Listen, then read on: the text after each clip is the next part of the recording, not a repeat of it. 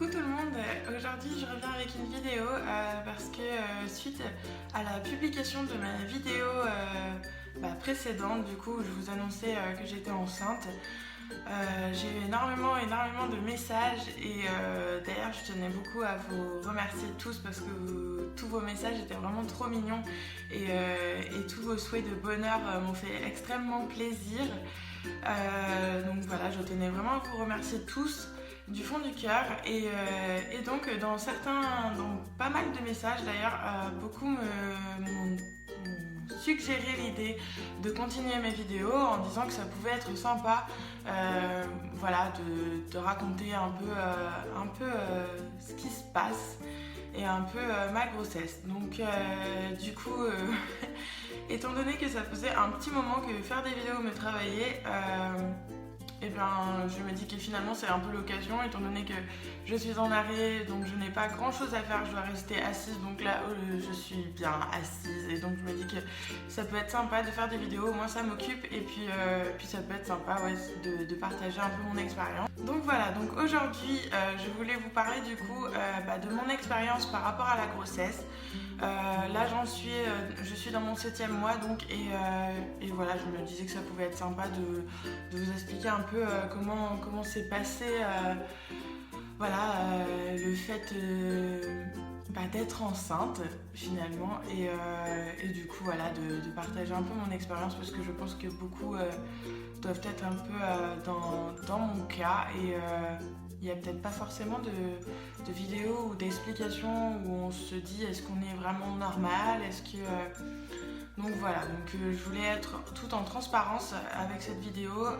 D'ailleurs, ça ne sert à rien de vouloir me commenter en me mettant des choses pour me juger parce que vraiment c'est pas du tout l'intention, c'est pas du tout d'être jugée, c'est vraiment de dire que finalement on n'est pas toute seule et que peut-être qu'on pense des choses quelquefois et qu'on n'est pas les seuls à les penser. Donc voilà, je vais commencer cette vidéo en vous parlant tout de suite de ma contraception avant de tomber enceinte. Donc j'étais sous implant, j'avais donc un implant, ça faisait un peu plus de 2 ans que je l'avais, mais j'ai eu énormément de problèmes avec cet implant. Je me suis pas rendu compte tout de suite que c'était lui qui me faisait ça. J'ai eu énormément de migraines, j'ai eu énormément de... J'ai eu plusieurs effets secondaires, mais le plus important et celui qui a le plus bouleversé ma vie, entre guillemets, je dis bien entre guillemets parce que bon, je pense qu'il y a des choses plus graves dans la vie, mais ça a quand même contribué à pas mal de choses dans ma vie et qui a fait que je me suis vraiment sentie très très mal pendant une très longue période. C'est donc ma prise de poids. Avec cet implant, j'ai pris donc 20 kilos. C'est pas négligeable.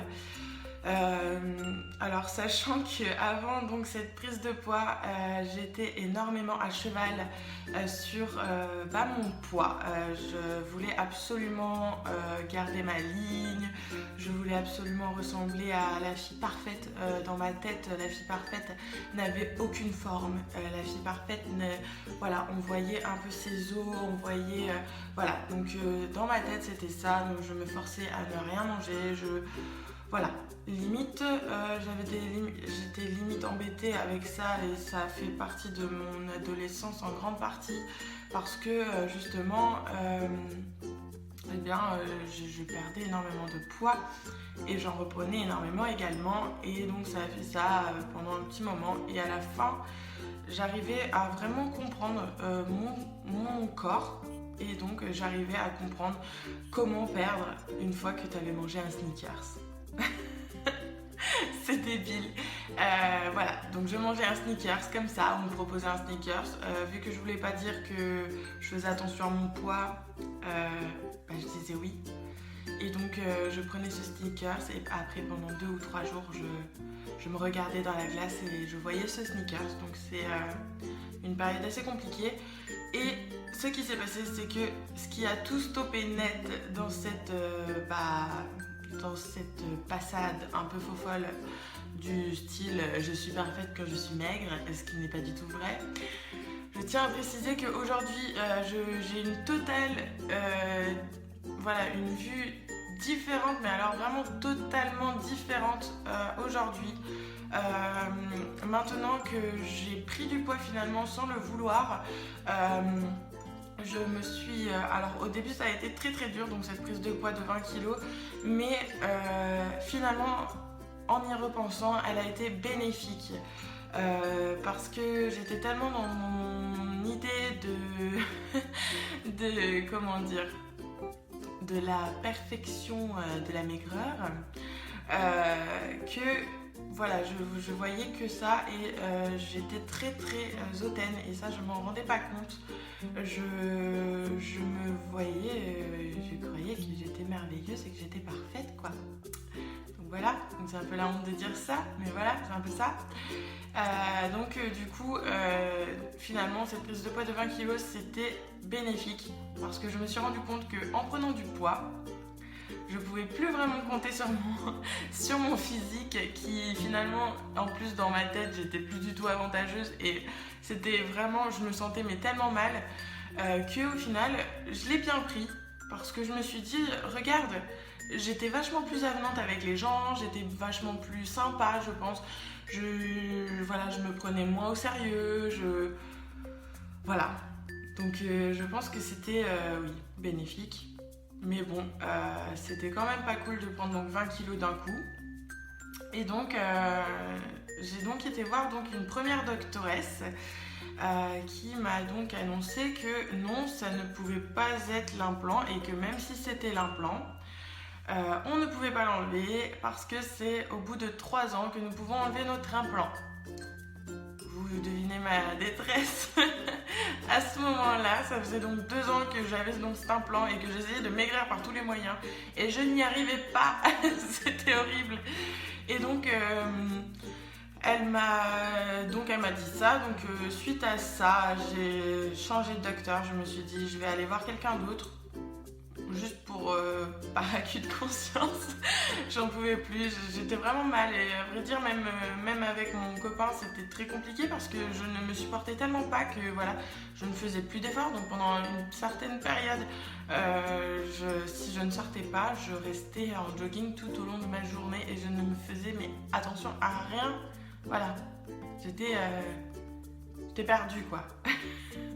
Donc, je suis donc allée voir une autre docteure qui est aujourd'hui donc ma doctoresse depuis maintenant un petit peu de temps, depuis que je suis arrivée donc dans ma nouvelle maison.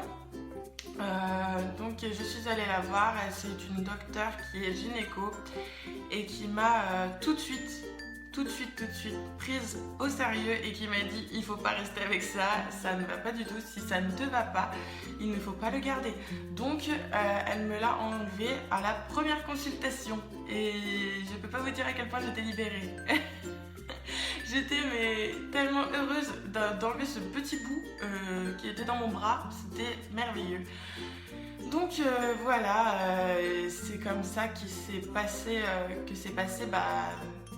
la fin de ma contraception parce qu'ensuite donc on a demandé voilà s'il fallait prendre un contraceptif ou voilà, donc elle m'a dit d'attendre un petit peu et après elle m'a dit alors elle est plus pour la nature, donc elle m'a dit tu sais, elle dit vaut mieux laisser faire la nature, voilà.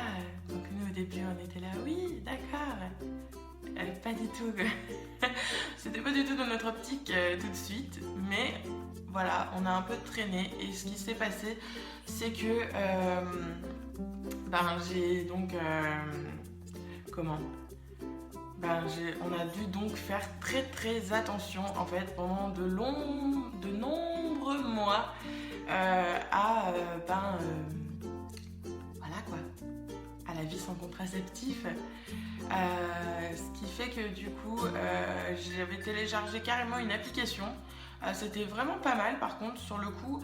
Je ne sais plus le nom que c'était parce que du coup maintenant je ne l'ai plus. C'était une application en fait où on avait donc le calendrier et en fait on pouvait on pouvait noter donc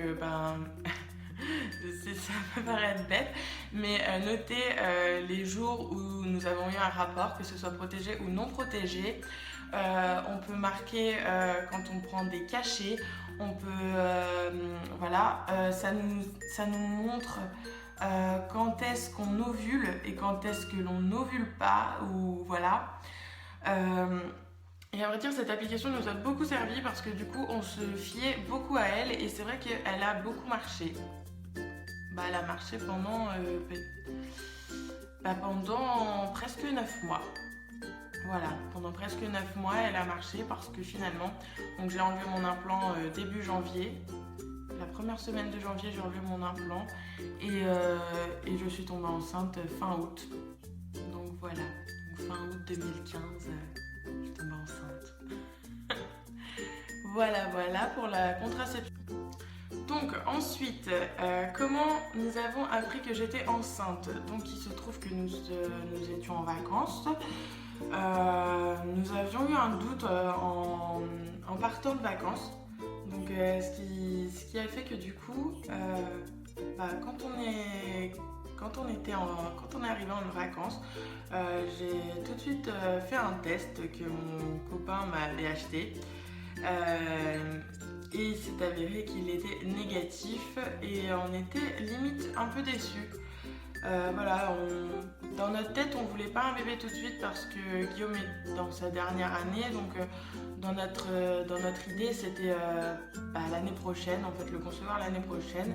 Et ce qui s'est passé, c'est que c'était négatif et nous, pendant 2 jours, du coup, on a cru vraiment que j'étais enceinte et que du coup, quand l'annonce est tombée, ça nous a fait un peu mal.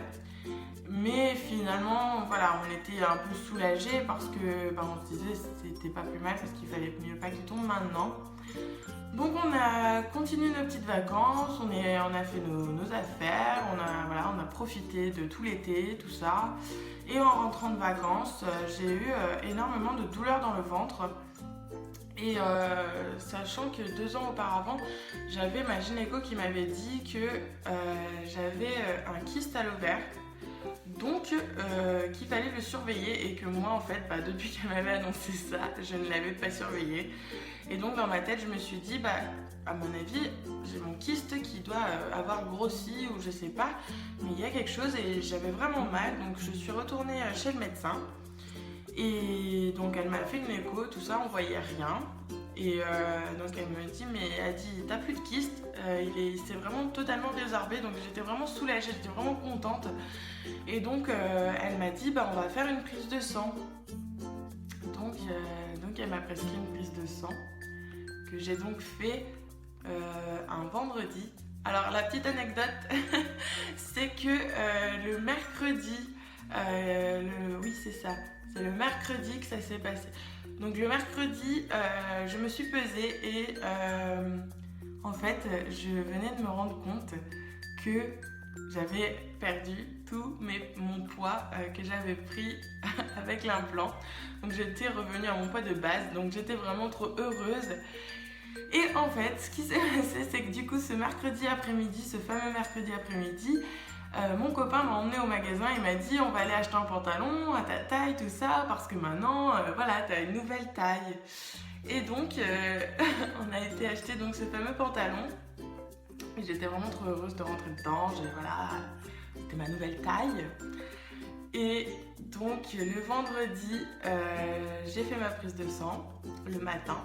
Et on m'a dit d'appeler donc le soir pour avoir les résultats avant de recevoir par courrier parce que sinon ça serait le lundi, donc c'était un peu long. Et donc le vendredi, j'ai appelé le soir. Guillaume rentrait une demi-heure après et quand j'ai appelé, ce qui s'est passé, c'est que elle me dit oui, c'est positif. J'ai dit pardon, c'est positif. Et là en fait, je ne sais pas pourquoi, pourtant j'ai toujours rêvé d'être maman et voilà, je saurais l'expliquer cette réaction. Je me suis mise à pleurer. En fait, au téléphone, je suis restée un peu bête, donc ce qui fait que j'ai raccroché. Et une fois que j'ai eu raccroché, je me suis mise à pleurer, mais à pleurer vraiment toutes les larmes de mon corps en me disant que vraiment ma vie était finie, quoi. J'ai vu ma vie défiler. Donc voilà. Dites-moi en commentaire si ça vous est arrivé, hein, parce que vraiment c'est pas du tout qu'on parlait pas de bébé, parce que en l'occurrence on parlait vraiment d'avoir un bébé, mais pas tout de suite. On attendait juste un an. On s'était donné un an parce que voilà, c'était mieux par rapport aux examens, enfin voilà, à notre vie quoi. Et ce qui s'est passé, c'est que là, en fait, ma vie s'est effondrée. J'ai vu, c'est comme si j'étais en train de mourir. J'ai vu ma vie défiler devant mes yeux en me disant, mais mon Dieu, mais t'as pas profité. Mais j'étais perdue, quoi. Je me suis dit, mais mon Dieu, mais t'as pas profité. Le nombre de fois où on t'a proposé d'aller, par exemple, en boîte, et t'as dit non, et maintenant tu pourras plus, alors que peut-être que c'est à ce moment-là que tu voudras. Voilà, est-ce que tu pouvais... Voilà, t'as jamais vraiment voulu partir à l'improviste comme ça, mais là maintenant tu pourras plus du tout quoi. Enfin voilà, vraiment, mais que des questions débiles, mais existentielles qui finalement montrent que je ne suis pas trop perdue et que je me suis quand même rendu compte de l'enjeu. Et donc dans ma tête, voilà, c'était pas du tout ce qu'il fallait. Il fallait pas du tout que ça arrive maintenant. Et donc voilà, donc Guillaume est rentré une demi-heure après. Et là, quand il est rentré, en fait, j'ai pas réussi à lui dire. Voilà. Et je me suis mise à pleurer en fait. Parce que dans ma tête, même lui allait vraiment mal le prendre et allait vraiment,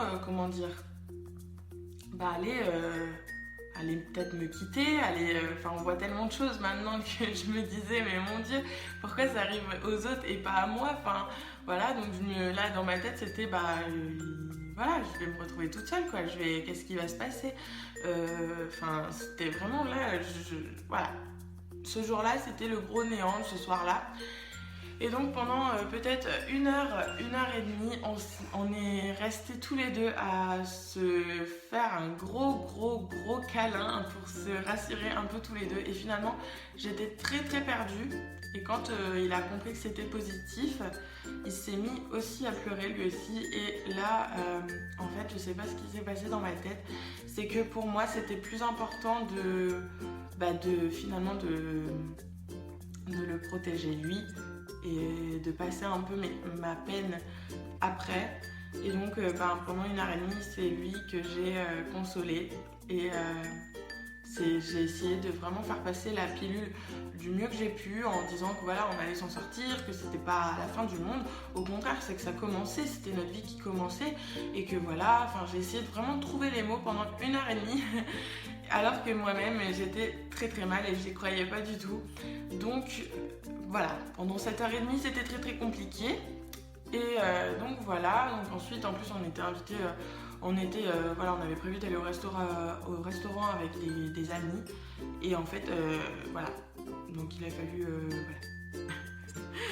faire un peu comme si tout allait bien. Et donc voilà. Et le lendemain, contre toute attente, le lendemain, Guillaume, donc Guillaume avait toujours un peu de mal et en fait on en a parlé mais finalement on en parlait bien, on voyait pas le mal, on disait voilà il va falloir faire ci, il va falloir faire ça, même si du coup c'était pas vraiment prévu, on a tout de suite commencé à prévoir son arrivée et donc c'était vraiment tout de suite plus cool. Et donc voilà, c'était bien. Finalement, on s'est tout de suite un peu rendu compte que voilà, maintenant c'était comme ça et que il fallait assumer et que on n'avait pas trop le choix. Si on avait le choix, mais nous c'était pas du tout ce qui nous intéressait, c'était pas de faire passer le bébé. Moi je suis pas du tout pour. Donc du coup, voilà, on a tout de suite pris les choses en main. On s'est dit voilà, maintenant c'est comme ça, va falloir prévoir ci, va falloir prévoir ça, va falloir faire ça, voilà. Et donc on a repris notre vie, en pensant à ce bébé qui allait arriver. Et donc, ce qui s'est passé, c'est que finalement, c'est moi qui ai plus pris bien la chose et voilà, et Guillaume a un peu suivi. Et les mois qui ont suivi, ça a été l'inverse. C'est-à-dire que moi je me suis mise à flipper, mais comme pas possible, en me disant mais que jamais on aurait les choses de prêtes à l'avance, que voilà, on n'allait jamais y arriver, est-ce que j'allais être une bonne maman, est-ce que j'allais rendre heureux mon fils, est-ce que j'allais pouvoir le rendre fier de sa maman et comment dire, de voilà, qu'il puisse se dire plus tard je suis fière de ce que ma maman elle a fait dans sa vie, voilà. Voilà, c'était un moment d'un coup comme ça, je ne sais pas ce qui s'est passé dans ma tête, je me suis mise à flipper, mais vraiment énormément. Et c'est contre toute attente Guillaume qui est parti à 10 000 à l'heure dans le sens qu'il attendait son fils, voilà. Donc, on a inversé les rôles. C'est assez drôle et à la fois c'est bien parce que du coup on n'est jamais tombés tous les deux mal. Il y en avait toujours un pour relever l'autre. Et du coup voilà, donc pendant une grande période, c'est moi qui ai porté le couple sur les bras. Et en fait, ça s'est inversé au bout de quelques mois. Et j'en suis très très contente parce que finalement je suis la plus heureuse maintenant. Enfin, il est pas encore là, mais je suis vraiment heureuse. Donc finalement c'est pas plus mal. Et finalement voilà, c'est la plus belle chose qui puisse nous arriver. Ça prouve tout l'amour qu'on peut avoir l'un pour l'autre. Et voilà, c'est merveilleux. C'est un très très très très beau cadeau de la vie. C'est merveilleux. N'hésitez pas à me dire en commentaire, parce que je vais arrêter la vidéo à ce moment-là, parce que je pense que je parle de trop, donc là il faut que j'arrête. Donc n'hésitez pas à me dire en commentaire comment vous avez appris votre grossesse. Si vous avez des questions, n'hésitez pas, j'y répondrai avec plaisir. N'hésitez pas à m'envoyer des messages. Je vais mettre en barre d'infos un mail où vous pourrez m'envoyer des messages. Comme ça peut être intéressant de pouvoir partager vraiment tous, ensemble. Je compte faire une vidéo prochainement sur la préparation de la valise de la maternité. Donc dites-moi en commentaire si ça vous intéresse ou si bof quoi. Je vous fais de gros bisous et puis je vous dis à très très bientôt dans une prochaine vidéo, je l'espère. Et puis en attendant, n'hésitez pas à vous abonner, à liker et à m'envoyer des petits messages. Allez, salut!